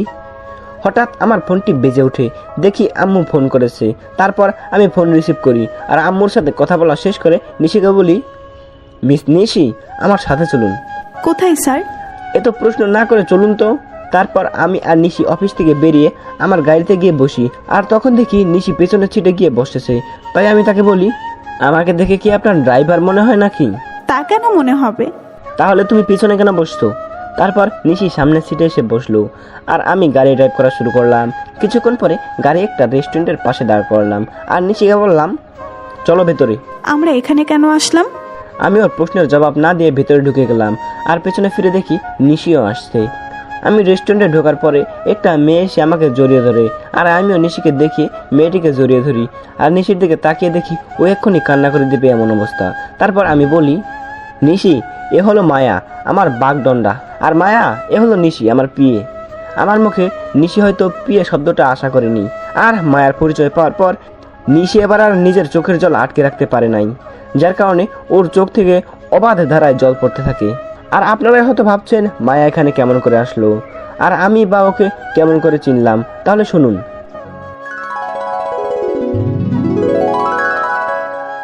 আমি যখন অফিসে ছিলাম তখন আম্মু ফোন দেয়, আর বলে মায়ার সাথে দেখা করার কথা। যদিও আমি প্রথম দিকে আম্মুকে নিষেধ করে দেই যে আমি মায়ার সাথে দেখা করব না, কিন্তু পরে আমার নিশির কথা মনে হয়, তার সাথে মনে হয় ওর ধোকা দেওয়ার কথা। তাই আমি মায়ের সাথে দেখা করতে রাজি হয়ে যাই, আর আমার সাথে নিশিকেও নিয়ে আসি। তো গল্পে ফেরা যাক। মায়ের পরিচয় দেওয়ার পর আমি নিশির দিকে তাকাই, তখন দেখি নিশির চোখ দিয়ে জল গড়িয়ে পড়ছে। কেন জানি নিশির চোখের জল আমার সহ্য হচ্ছিল না। তাই আমি ওকে বলি, Nishi you are okay? Yes sir, I am okay. তাহলে তোমার চোখের জল কেন? কই না তো স্যার। চোখের পানিগুলো মুছে। স্যার প্রচুর গরম পড়ছে তো, তাই এমন মনে হচ্ছে। স্যার আপনারা বসুন, আমি ওয়াশরুম থেকে ফ্রেশ হয়ে আসছি। তারপর নিশি ওয়াশরুমে চলে যায়। ওয়াশরুমে গিয়ে নিশি জোরে কান্না করতে থাকে, কিন্তু এই কান্না দেখার কোনো মানুষ সেখানে উপস্থিত ছিল না, তাই হয়তো সে কান্না করতে পারছিল। নিশি কান্নাজড়িত কণ্ঠে বলেছিল, হে আল্লাহ, আমার সাথে কেন এরকম হয়? ভালোই তো ছিলাম আমি ওকে ছাড়া, তবুও কেন ওকে আমার জীবনে ফিরিয়ে আনলে? যখন আনলে তাহলে কেন সে অন্য কারো হয়ে যাচ্ছে? আমি আর আমার বাচ্চা তো ভালোই ছিলাম ওকে ছাড়া, তবুও কেন হচ্ছে এমনটা? আমার বাচ্চা কি কোনোদিন তার বাবার পরিচয় আর আদর পাবে না? কিন্তু নিশি কোনোভাবেই নিজের কান্না থামাতে পারে না। কিন্তু সে তার বাচ্চার কথা ভেবে নিজেকে শক্ত করে, আর বোঝায় তার বাবার জন্য হলেও নিজেকে শক্ত রাখতে হবে। প্রায় আধা ঘন্টা পরে নিশি ওয়াশরুম থেকে বের হয়, আর রাজ তার চেহারা দেখে রীতিমতো ভয় পেয়ে যায়, কারণ তার চোখগুলো লাল হয়ে আছে, তার সাথে ফুলেও আছে। আর মানে নিশি এতক্ষণ কান্না করছিল, কিন্তু নিশির কান্না করার মতো তো কোনো কারণ নেই এখানে। তবুও সে কেন কান্না করেছিল আমি কিছুই বুঝতে পারছিলাম না। তখন নিশি আমাদের কাছে আসলো, আর চেয়ারে বসে পড়লো, আর আমি রেস্টুরেন্টের একজন স্টাফকে ডেকে খাওয়ার জন্য অর্ডার করলাম। কিছুক্ষণ পর খাবার আসলো। আমি নিশিকে দেখানোর জন্য মায়াকে নিজের সাথে খাইয়ে দিচ্ছিলাম, আর এটা দেখে নিশি আর ঠিক থাকতে পারলো না, তার চোখগুলো আবার জলে ভরে গিয়েছিল। তাই সে এগুলো আড়াল করার জন্য বলল, স্যার আমায় এখন যেতে হবে, এমনিতেও আমার অফিস টাইম শেষ হয়ে গেছে। কথা বলতে ওর কষ্ট হচ্ছিল, যা ওর কথা শুনে বোঝা যাচ্ছে। তুমি তো কিছুই খেলে না, খাওয়া দাওয়া শেষ করে তারপর যাও। না স্যার, এখন আর খাইতে মন চাইছে না। ওকে তাহলে যাও, আর কাল থেকে আমার বিয়ের অ্যারেঞ্জমেন্টের সকল কাজ শুরু করে দিও। যদি কারো সাহায্য প্রয়োজন হয় তাহলে আমাকে বইলো। ঠিক আছে স্যার, আমি এখন আসি। তারপর নিশি চলে যায়, আর আমিও মায়া কিছুক্ষণ গল্প করতে থাকি। যদিও মায়ের সাথে কথা বলার কোনো ইচ্ছা আমার নেই, তাও আম্মুর কথা ভেবে বলেছিলাম। অন্যদিকে নিশি বাড়িতে গিয়ে নিজের ছেলেকে জড়িয়ে ধরে কান্না শুরু করে দেয়, আর বলতে থাকে, তো তোর বাবা খুব পচা, আমাকে একটুও বিশ্বাস করে না, এমনকি তোকেও ভালোবাসে না। তাই তো আজ অন্য একটা মেয়েকে নিজের হাতে খাইয়ে দিচ্ছিল, কিন্তু একদিন আমাকে বলেছিল আমাকে ছাড়া আর কোনো মেয়েকে সে টাচ করবে না। এসব কথা বলছিল আর কান্না করছিল। এক সময় কান্না করতে করতে নিশি ঘুমিয়ে পড়ে। আমি আর মায়া কিছুক্ষণ গল্প করার পরে রেস্টুরেন্ট থেকে বের হয়ে আসি, আর মায়া তার গাড়িতে করে বাসায় চলে যায়। আমি যখনই নিজের গাড়িতে উঠতে যাব তখনই কেউ আমার নাম ধরে ডাক দেয়। পেছনে ফিরে দেখি নিশির বেস্ট ফ্রেন্ড মিম। তাই আমি তাকে বলি, কেমন আছো মিম, আর দেশে কবে ফিরলে? আসলে মিম দেশের বাইরে থাকতো। ভালো আছি ভাইয়া, আর কিছুদিন হলো দেশে ফিরেছি। নিশি কেমন আছে? আর ওকে আমি ফোন দিই কিন্তু ওর ফোন বন্ধ দেখায় কেন? নিশি কেমন আছে সেটা নিশি হয়তো ভালো জানে। আপনার কথার মানে বুঝলাম না। আর নিশি তো আপনার স্ত্রী, তাহলে কেমন সেটা আপনি জানবেন না কেন? নিশি আমার স্ত্রী ছিল কিন্তু এখন নেই। কি বলছেন এগুলো? আমি তো কিছুই বুঝতে পারছি না। এখানে না বোঝার তো কিছুই নেই, মানে আমি আর নিশি আলাদা হয়ে গেছি। কিন্তু কেন? আপনারা দুজনকে তো ভালোবাসতেন। শুনতে চাও কেন? তাহলে শোনো। তারপর আমি 1 বছর আগে সকল ঘটনা মিমকে বলি, আর ওই ছবিগুলো মিমকে দেখাই। আর মিম এগুলো দেখে আমায় যে কথা বলে সেগুলো শুনে আমার পুরো শরীরটা কাঁপতে থাকে। আমি কিভাবে এমনটা করতে পারলাম, এগুলো ভেবেই কান্না চলে আসে আমার। আর মিম আমায় যে কথাগুলো বললো তা হলো, আপনি কি জানেন ছেলেটা? ছেলেটার নাম সাজিদ, এবং নিশি আর সাজিদ একে অপরকে ভালোবাসে। না, আপনি যেটা জানেন সেটা সত্যি নয়, সত্যিটা আমি আপনাকে বলছি। তারপর মিম আমাকে সাজিদের ব্যাপারে সব কথাগুলো বলল, যা শোনার পর নিজেকে বড় অপরাধী মনে হচ্ছিল। মিম বলল যে আমি আর নিশি একই ভার্সিটিতে পড়তাম আর একই ডিপার্টমেন্টে, যার কারণে আমার আর ওর মধ্যে খুব ভালো বন্ধুত্ব হয়ে যায়। আমরা দুজন সব সময় একসাথে থাকতাম। একদিন আমি আর নিশি ভার্সিটি ক্যাম্পাসে বসেছিলাম, তখন একটা ছেলে এসে নিশিকে প্রপোজ করে, কিন্তু নিশি তাকে না বলে দেয়। আমি এর কারণ জানতে চাইলে নিশি জবাবে বলে যে তার ভালোবাসা শুধু তার বরের জন্য, তাই আমি নিশিকে আর কিছু আস্ক করিনি। এইটুক বলে মিম থামলো। তারপর কি হলো? ওই ছেলেটির নামই ছিল সাজিদ, কিন্তু নিশির মানা করার পরেও সে নিশির পিছু ছাড়ে নাই। তাকে প্রতিদিন বিরক্ত করত, কিন্তু নিশি কিছুই বলতো না। আর একদিন সাজিদ হঠাৎ নিশির হাত চেপে ধরে, এবং সেদিন নিশি আর সহ্য করতে না পেরে পুরো কলেজের সামনে সাজিদকে মারে। কিন্তু সাজিদ সেদিন যাওয়ার আগে বলেছিল যে সে নিশিকে সুখে থাকতে দেবে না, আর আজ দেখুন তার কথাই সত্যি হলো। কান্না করতে করতে কথাগুলো বলল মিম। আমি এখন কি করব কিছুই বুঝতেছিলাম না, কারণ আমার যে করার মতো কিছুই নেই। আমি যে নিশির সাথে বড় অন্যায় করেছি। মিম কান্না থামিয়ে আমাকে বলল, আপনি কি জানেন আপনি যখন নিশিকে তাড়িয়ে দেন তখন তার পেটে আপনার সন্তান ছিল? মানে কি বলছো তুমি? হ্যাঁ, আমি ঠিকই বলছি। আপনি যখন ওকে অপমান করে তাড়িয়ে দেন তখন সে আপনার সন্তানের মা হতে যাচ্ছিল। আর এটা নিয়ে যে কত খুশি ছিল সেটা আপনাকে বলে বোঝানো যাবে না। সে আপনাকে বলার আগে আমায় ফোন দিয়েছিল আর বলেছিল যখন সে আপনাকে এই কথাটি বলবে তখন আপনার রিয়েকশনটা কেমন হবে, এটা ভেবে সে অনেক খুশি ছিল। কিন্তু সে আপনি কি করলেন? মিম আর কিছু বলতে পারলো না, তার আগে কান্নায় ভেঙে পড়লো। মানে নিশির সন্তানের বাবা আমি, আর আমি তাকে কিনা কি ভেবেছিলাম। আমিও প্রচুর কান্না করছিলাম। তখন মিম আমাকে বলল, এখন কান্না করে কি হবে, যা হওয়ার তো হয়ে গেছে, এখন আর এগুলো ভেবে কি করবেন? না, এখনো কিছু হয় নাই। তারপরে আমি মিমকে নিশির কথা বললাম। সত্যি বলছেন নিশি এখনো এই শহরেই থাকে? কিন্তু তোমাকে আমার জন্য একটা কাজ করতে হবে, যাতে আমি আবার নিশিকে ফিরে পাই। কি করতে হবে আমায় বলুন। তারপর আমি মিমকে আমার প্ল্যান বলি, আর সেও রাজি হয়ে যায়। তাই আমিও নিজের বাসায় চলে আসি। বাসায় আসার পর আম্মুকে বলি, বাবা, মেয়েকে কি তোর পছন্দ হয়েছে? আম্মু, আমি এই বিয়েটা করতে পারবো না।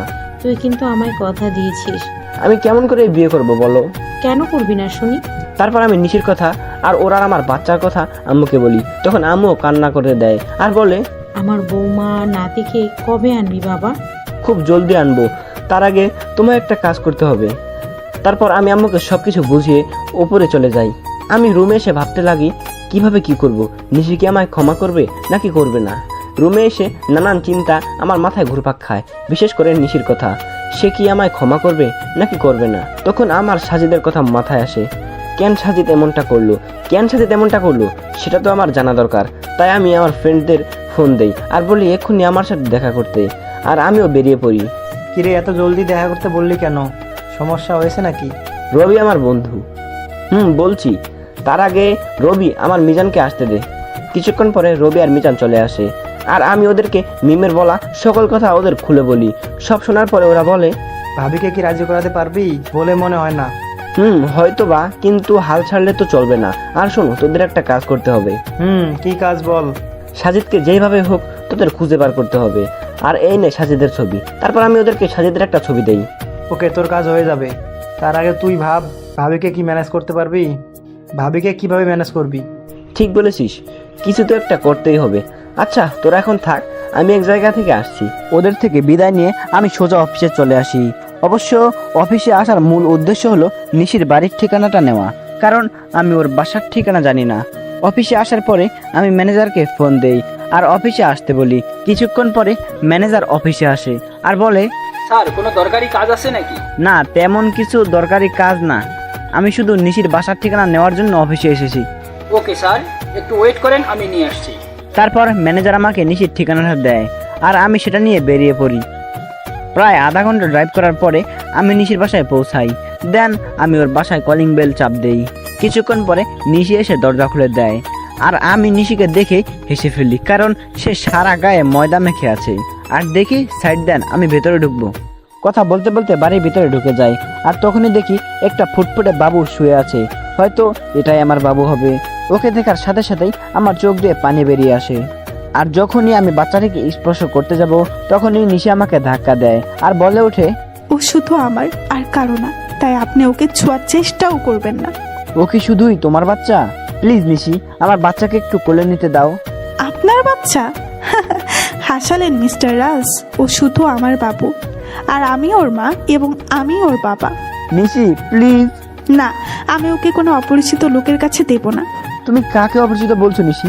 তুমি জানো না আমি ওর কে হই? না, জানি না, আর জানতেও চাই না। তাই ভালোই ভালোই বলছে এখান থেকে চলে যান, নয়তো আমার থেকে খারাপ আর কেউ হবে না। তুমি মানো নাকি না মানো, আমি ওর বাবা, আর এটাই সত্যি।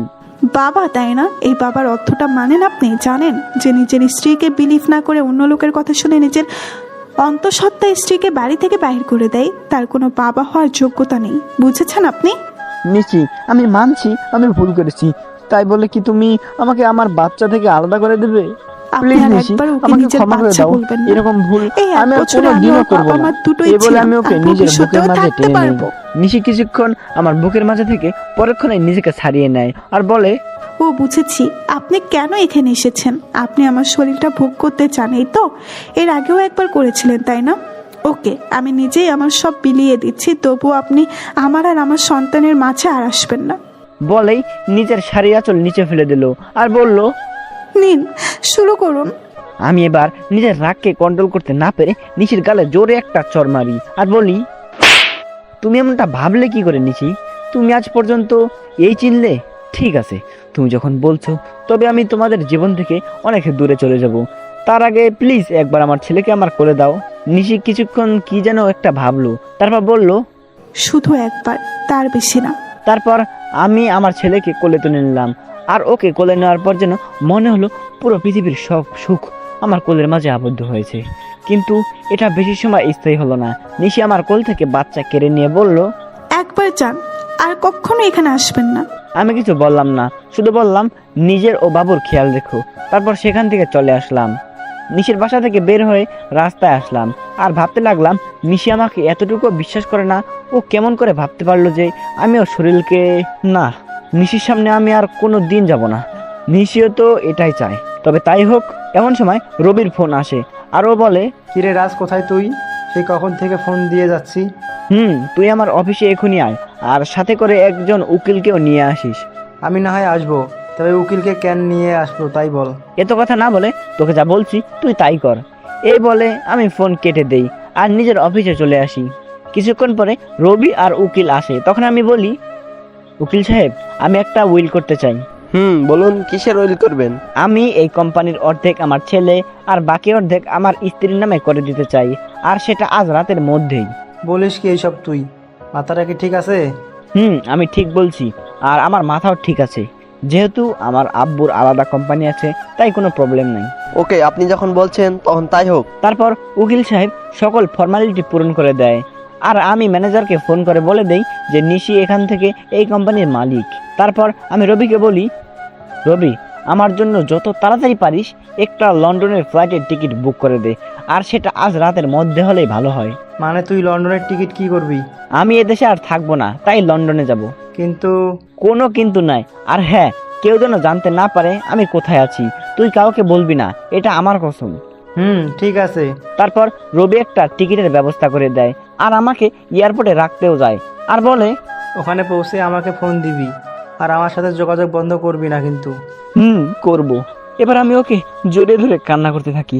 কিছুক্ষণ পরে আমার ফ্লাইট, তাই আমি প্লেনে গিয়ে বসি আর প্লেনও টেক অফ করে।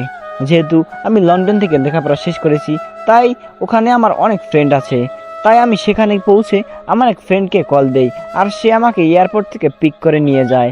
আমার ফ্রেন্ডের লন্ডনে একটা কোম্পানি আছে, তাই সে আমাকে সেখানে কাজ দেয়। আমি লন্ডনে এসেছি 2 দিন হলো, এর মধ্যে শুধু রবির সাথে আমার কথা হয়েছে। অন্যদিকে নিশি প্রায় 2 দিন হলো অফিসে যায় না, আর সে একদিন বিকেলে তার ছেলেকে নিয়ে বাইরে ঘুরতে বের হয় আর তখনই তার মিমের সাথে দেখা হয়। আর মিম নিশিকে দেখা মাত্রই জড়িয়ে ধরে কান্না করতে শুরু করে দেয়। এভাবে কিছুক্ষণ দুজন কান্না করতে থাকে। তারপর মিম নিশির কোলে বাবু দেখে বলে, এটাই বুঝি আমার পুচকু? রে, দেখতে তো একেবারে ওর বাবার মতো হয়েছে। প্লিজ মিম, ওর নামটা আর বলবি না। কেন রে? তুই কিছুই জানিস না ও আমার সাথে কি করেছে। আমি সব জানি, রাজ ভাই আমাকে সব বলেছে। তারপর মিম নিশিকে সব সেদিনকার কথা খুলে বলে, আর কথাগুলো শুনে নিশিও কান্না শুরু করে দেয় আর বলে, আমি কিভাবে পারলাম ওর সাথে খারাপ ব্যবহার করতে? তাহলে কি সেদিন ও এই কথাটাই বলতে এসেছিল? তুই কি বলছিস? আমি কিছুই বুঝতে পারছি না। কাইন্ডলি একটু পরিষ্কার করে বলবি যে আমায় কার সাথে খারাপ ব্যবহার করেছিস? বলছি। তারপর নিশি সেদিন ঘটে যাওয়া ওরা রাতের সকল ঘটনাগুলো বলে। সব কথা শোনার পরে মিম বলে, যা হওয়ার হয়ে গেছে, তুই কালকে গিয়ে রাজ ভাইয়ের কাছে মাপ চাইবি। ওকে আমায় মাফ করবে? অবশ্যই করবে, আর এখন বাড়িতে যা, কাল দেখা হচ্ছে। তারপর নিশি ও তার ছেলে বাড়িতে চলে আসে। বাড়িতে আসার পর থেকে নিশি অনেকটা খুশি, যার মূল কারণ ভালোবাসার মানুষকে ফিরে পাওয়া। নিশি ভাবতে শুরু করে দিয়েছে কালকে কি হবে, কিন্তু নিশি হয়তো এটা জানে না যে কালকে তার জন্য কি অপেক্ষা করছে।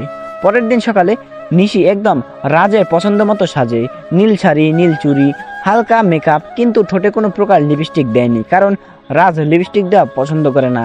সাজগোজ শেষ করে নিশি নিজেকে নিজে দেখেই লজ্জা পায়, কারণ আজ প্রায় 1 বছর পরে ও এরকম ভাবে সাজলো। কিছুক্ষণ নিজেকে আয়নায় দেখার পরে নিশির অফিসের উদ্দেশ্যে রওনা দেয়।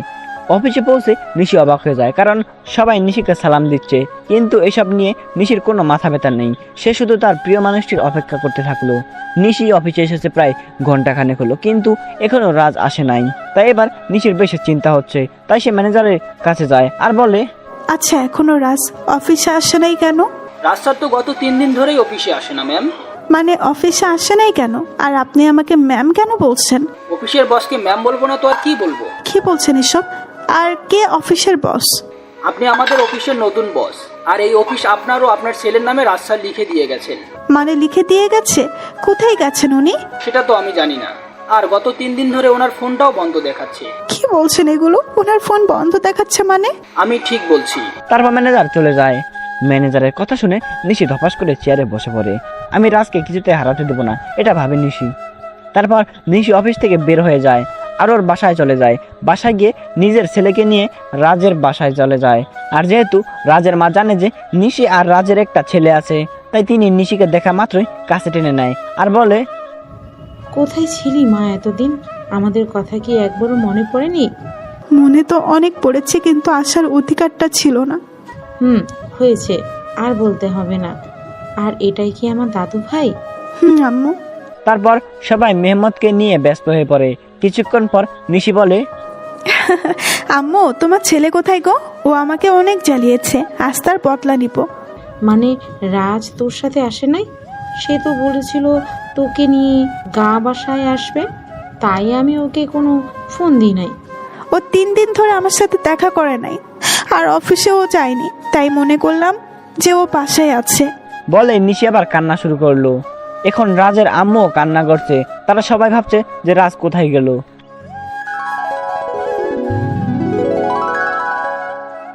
অন্যদিকে আমি লন্ডনে গিয়ে আমার বন্ধুর বাসায় উঠেছি, আর আজ তার অফিসের প্রথম দিন। তাই আমি অফিসের জন্য তৈরি হয়ে বের হয়ে আসি। তারপর আমি আর ইব্রাহিম, মানে আমার বন্ধু, অফিসের উদ্দেশ্যে রওনা দেই। অফিসে পৌঁছে আমি অবাক না হয়ে পারলাম না, কারণ আমাদের অফিসের বস হলো নীলা। সে আমাকে দেখা মাত্রই আমায় এসে জড়িয়ে ধরে আর বলে, আরে রাজ, কেমন আছো তুমি? আলহামদুলিল্লাহ ভালো আছি, তুমি কেমন আছো? ভালো ছিলাম না, কিন্তু এখন থাকবো। মানে তুমি কি বললে, বুঝতে পারলাম না। আমি বললাম যে আমিও ভালো আছি। তা আঙ্কেল আন্টি কেমন আছে? তারাও ভালো আছে, যদিও আমি জানি না যে তারা কেমন আছে। তা কি মনে করে তোমাদের কোম্পানি ছেড়ে এখানে জয়েন করলে? এমনি গো, তেমন কিছু না। ওকে রাজ, তোমার সাথে পরে কথা হবে, এখন একটা মিটিং আছে, তাই যেতে হবে। বাই। তারপর নীলা চলে গেল। এখন আপনারা হয়তো ভাবছেন নীলাকে আর আমি বা নীলাকে কেমন করে চিনি, তাই তো? তাহলে শুনুন, নীলা, আমি আর ইব্রাহিম একই সাথে পড়তাম, তাই আমি ওকে চিনি। আর আমি নীলাকে সবসময় নিজের বন্ধুই ভাবতাম, কিন্তু একদিন নীলা আমাকে এসে প্রপোজ করে, কিন্তু আমি এসব পছন্দ করতাম না, তাই আমি ওকে নিষেধ করে দেই। কিন্তু নীলা আমায় প্রতিদিন প্রপোজ করতে থাকে, তাই আমি তাকে বলি নেক্সট টাইম যদি সে আমায় প্রপোজ করে তাহলে আমি ওর সাথে আর বন্ধুত্ব রাখতে পারবো না। তাই সেদিনের পর থেকে নীলা আমায় আর প্রপোজ করে নাই। এর মধ্যে আমার লেখাপড়া শেষ হয়ে যায়, তারপর আমি দেশে ফিরে আসি, আর বাকিটুকু তো আপনারা জানেন। নীলা যাওয়ার পরে আমি ইব্রাহিমকে বলি, কিরে, এটা তো তোর কোম্পানি, তাহলে নীলা এখানকার বস কিভাবে? এটা আমার কোম্পানি, কিন্তু এর মালিক আমরা দুজন, আমি আর নীলা। তো তুই আমাকে আগে বলতে পারলি না যে এখানে নীলাও আছে? তাহলে আসতি না, তাই তো? এর জন্যই তো নীলার কথা আমি তোকে আগে বলি নাই। বেশ করেছিস, এখন এখান থেকে দূর হ, আমার কাজ আছে।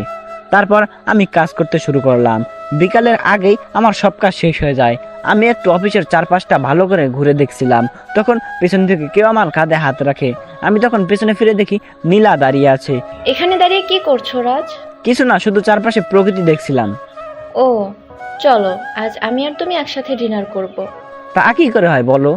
সব হয়। বলে এক প্রকার জোর করে গাড়িতে বসিয়ে দেয়। কিছুক্ষণ পরে নীলা গাড়ি একটা রেস্টুরেন্টের সামনে দাঁড় করায়, আর আমরা সেখানে ডিনার শেষ করি। ডিনার করার সময় আমাদের অনেক কথাই হয়। তারপর নীলা আমাকে বাড়িতে পৌঁছে দেয়। বাড়িতে আসার পরে আমি সোজা ওয়াশরুমে চলে যাই, আর কিছুক্ষণ পরে ফ্রেশ হয়ে বেরিয়ে আসি। আর তখনই আমার রবির কথা মনে পড়ে। আজ সারাদিন ওকে একবারও ফোন দেওয়া হয়নি, তাই আমি দেরি না করে ওকে ফোন দেই।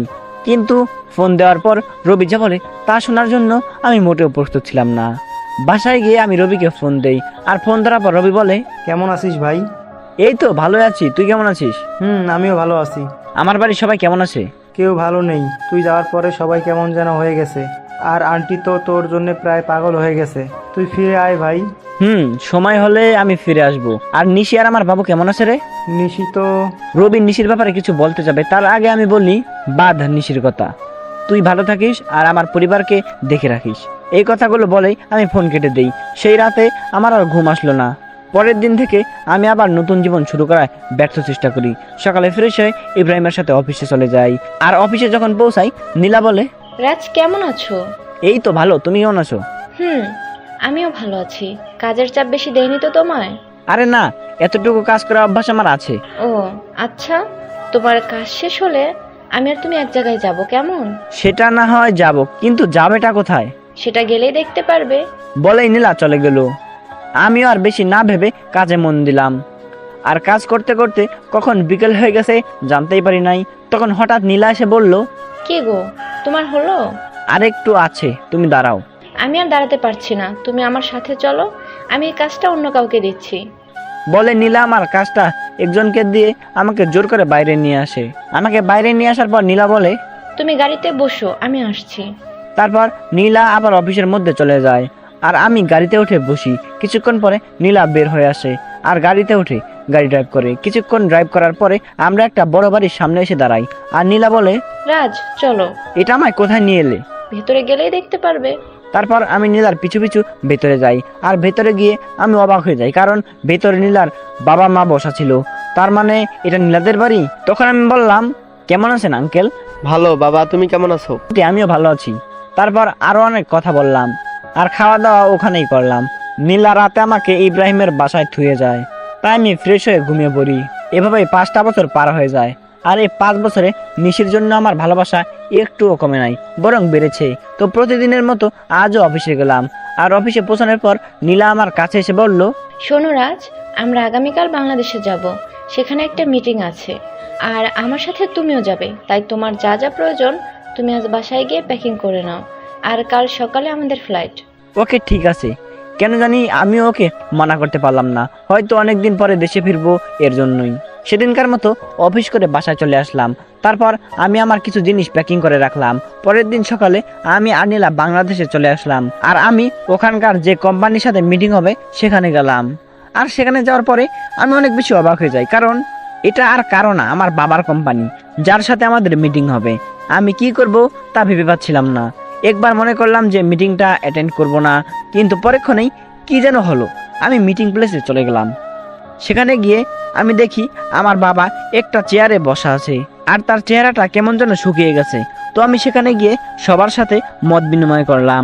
আর আমি যখনই বাবার কাছে গেলাম, তখন বাবা আমাকে দেখা মাত্রই জড়িয়ে ধরলো আর বলল, কোথায় ছিলি বাবা এতদিন? আমাদের কথা কি তোর এতটুকুও মনে পড়ে নাই?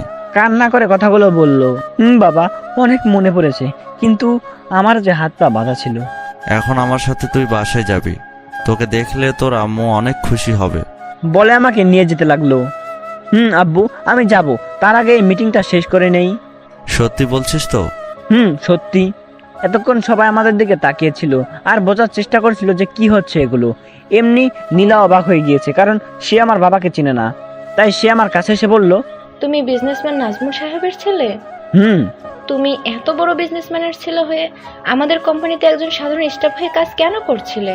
এর একটা কারণ আছে যেটা তুমি জানো না। কি কারণ আছে রাজ? মিটিং শেষ হোক, তারপর না হয় বলি। ওকে ঠিক আছে। নীলার অবাক হওয়াটাই স্বাভাবিক, কারণ এই 5 বছরে আমি নীলাকে একবারের জন্য আমার আসল পরিচয়টা বলি নাই, যদিও সে জানতো আমাদের একটা কোম্পানি আছে। তারপর আমরা মিটিং শেষ করে বাহির হইলাম, আর তখনই আমার চোখ গেল একটা বাচ্চার উপর। বয়স আর কত হবে, 5-6 বছর হয়তো, কিন্তু ওকে দেখে মনে হচ্ছে কতদিনের নাচে না। তাই আমি ওর কাছে যাই আর বলি, বাবা তোমার নাম কি? পাপা। কিন্তু ছেলেটা আমাকে অবাক করে দিয়ে পাপা বলে আমায় জড়াই ধরে। কে তোমার পাপা? আমি তোমার পাপা, আমার মা মনে বলেছে। আর জানো পাপা, তোমার জন্য আমার মা মনে প্রতিদিন কান্না করে। কে তোমার মামুনি বাবা? তখন এই ছেলেটা হাত দিয়ে একজনকে দেখিয়ে দেয়, আর সেটা আর কেউ না, সেটা হলো নিশি। মানে ছেলেটি আমার আর নিশির সন্তান। তার জন্যই কি ওর জন্য এতটা টান অনুভব হইতেছিল? তখনই নিশি আমাদের সামনে চলে আসে, আর আমাকে দেখে সেখানে একটা স্তব্ধ হয়ে যায়, কিন্তু পরক্ষণে আমাকে জড়িয়ে ধরে কান্না করে দেয়। কিন্তু তখন হঠাৎ নীলা কোথায় থেকে জন্য চলে আসে, আর নিশিকে আমার বুকে দেখে ও নিশিকে তুলে গালে দুটো চর বসাই দেয় আর বলে, এই মেয়ে, তোমার লজ্জা করে না অন্যের স্বামীকে জড়ায় ধরতে? অন্যের স্বামী মানে? হ্যাঁ, তুমি যাকে জড়িয়ে ধরেছো সে আমার হাজবেন্ড হয়। ও সরি, আমায় ক্ষমা করে দিন। আর মিস্টার রাজ, আপনার ছেলেকে দেখে রাখবেন। এই কথাগুলো বলে নিশি বাইরে দৌড় দিল। আমিও নিশির পিছু পিছু গেলাম, কিন্তু আমি যেতে একটু দেরি করে ফেলেছিলাম, কারণ নিশি একটা কারের সাথে ধাক্কা খেয়েছে আর ওর মাথা থেকে প্রচুর ব্লিডিং হচ্ছে। আমি কি করব কিছুই বুঝতে পারছিলাম না, আর আমার মনে হচ্ছিল যেন আমি আমার জীবনের সবচেয়ে মূল্যবান কিছু হারাইয়া যাচ্ছি। তাই আমি হসপিটালের দিকে দৌড়াতে শুরু করলাম, আর তখন কে যেন একটা কার নিয়ে এসে বলল উঠতে। তাই আমি দেরি না করে কারে উঠে বসি, আর কিছুক্ষণের মধ্যেই হসপিটালে পৌঁছে যাই, আর ডাক্তাররা নিশিকে নিয়ে ওটিতে চলে যায়। তাই আমি কারওয়ালাকে ধন্যবাদ দিতে যাই, আর গিয়ে দেখি সেটা আর কেউ না, সে আমার বন্ধু মামুন। আর মামুনকে দেখা মাত্রই আমি কান্নায় ভেঙে পড়ি আর বলি, আমার নিশির কিছু হবে না তো? ওর যে কিছু হলে আমি বাঁচবো না রে। নিশির কিছু হবে না, আর তুই এভাবে ভেঙে পড়ছিস কেন? আজ আমার জন্য নিশির এই অবস্থা, কেন যে আমি আবার দেশে ফিরে আসলাম।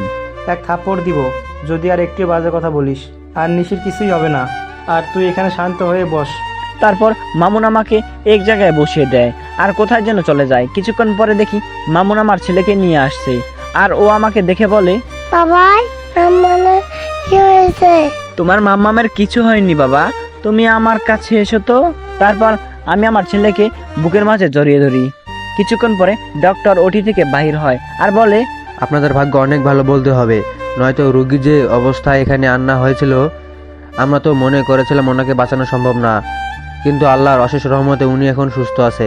আপনাকে অনেক ধন্যবাদ ডক্টর সাহেব, আমার নিশিকে ফিরিয়ে দেওয়ার জন্য।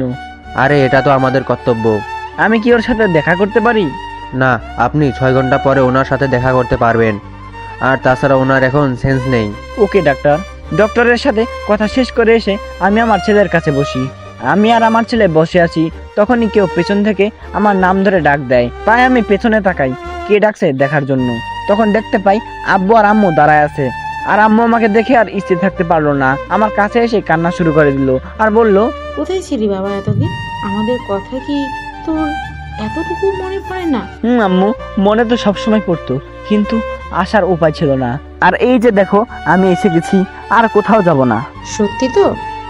সত্যি। তখন একটা নার্স এসে খবর দিল যে নিশির সেন্স ফিরেছে। তাই আমি আর দেরি না করে নিশির কেবিনে ঢুকে গেলাম। আমার পিছু পিছু বাকি সবাইও চলে এসেছে, কিন্তু নিশি আমাকে দেখে তার মুখটা অন্যদিকে ঘুরিয়ে নিল। সবাই নিশির সাথে কথা বলছে, আর নিশি সেগুলো উত্তর শুধু হ্যাঁ অথবা নাতে দিচ্ছে, কিন্তু সে আমার দিকে একবারও তাকাচ্ছে না। এতে আমার অনেকটাই খারাপ লাগে। তাই আমি সবাইকে বলি, আমি আর নিশি একটু একা কথা বলতে চাই, তাই সবাই প্লিজ যদি এখান থেকে বাইরে যেতে। তারপর সবাই বাইরে চলে যায়, আর আমি নিশির পাশে গিয়ে বসি, আর ওর হাত আমার হাতের মুঠোয় নেই, আর বলি, নিশি আমি সরি, কথা বলবে না আমার সাথে? ঠিক আছে, তাহলে আমি চলে যাচ্ছি। আমি যখনই উঠতে যাব তখন নিশি আমার হাতটা ধরে ফেলে, আর আমি ওর দিকে তাকিয়ে দেখি ও কান্না করছে। আরে পাগলি, কান্না করছো কেন? ওর চোখের জল মুছে দিয়ে কথাটা বললাম। বুঝলাম মনের ভেতর অনেক অভিমান জমা হয়ে আছে। আপনি খুব খারাপ, শুধু আমায় কষ্ট দেন। গো, আমি খুব খারাপ, আর আমি ওয়াদা করছি আজকের পর থেকে তোমায় আর কখনো কষ্ট দিব না। এইভাবে বললে তো আমি বিলিভ করব না। তাহলে কিভাবে বলবো? কান ধরে বলেন। ওকে শোনাবো, এই তো কান ধরলাম। নিশির কান দুটো ধরে। ওই ফাজিল, আমি কি আমার কান ধরতে বলেছি নাকি? তো কি হলো? ওর নাক টেনে বললাম। আর ছেড়ে যাবেন না তো? কখনো না, ওকে জড়িয়ে ধরে কথাটা বললাম। পাগলিটা আমার বুকের মধ্যে মিশে গেল। ঠিক তখনই নীলা কেবিনে আসলো, আর নিশি নীলাকে দেখা মাত্র আমাকে আরো শক্ত করে জড়িয়ে ধরলো ওর মতো। ও যদি আমায় ছেড়ে দিলে হারিয়ে যাব। ভয় পেও না নিশি, আমি তো শুধু ক্ষমা চাইতে এসেছি। আসলে আমি জানতাম না যে তুমি রাজের কে হও, তাই ওই কথাগুলো বলেছিলাম। It's okay. Thank you Nishi, and good bye. বলে নীলা চলে যায়। তখন আমি নিশিকে বলি, বাবু তুমি এখন রেস্ট নাও, তুমি এখনো অনেকটাই উইক। তারপর নিশি আমার হাত ধরে বাচ্চাদের মতো ঘুমিয়ে পড়ে। প্রায় 15 দিন পর নিশিকে রিলিজ দেওয়া হয়, আর এখন নিশি পুরোপুরি সুস্থ হতে প্রায় 1 মাস সময় লাগবে। আর এই 1 মাস কেটেছে নিশির সাথে দুষ্টামি করতে করতে। একদিন রাতে আমি আর নিশি ছাদে বসেছিলাম, তখন নিশির কি যেন মনে হলো, আর সে আমার কোলের উপর উঠে এসে বসলো, আর আমার গাল জড়ায় ধরে বলল, আমার না একটা ফুটফুটে মেয়ে চাই, দিবেন? দিব। আমি ওর ঘাড়ে আমার নাকে ডুবিয়ে গন্ধ নিচ্ছি, আর কথাগুলো বলছিলাম, কেমন যেন নেশা ধরানো গন্ধ। তখন নিশি হঠাৎ করে ওর দুহাত দিয়ে আমার মাথা উঁচু করে ওর ঠোঁট আর আমার ঠোঁট এক করে দেয়, আর পাগলের মতো চুষতে থাকে। নিশির এমন কাজ দেখে আমি খানিকটা অবাক হলেও পরক্ষণে নিজেকে সামলে নেই, আর ওর কোমরটা জোরে ধরে নিজের দিকে টেনে নেই, আর ওর ঠোঁট চুষতে থাকি।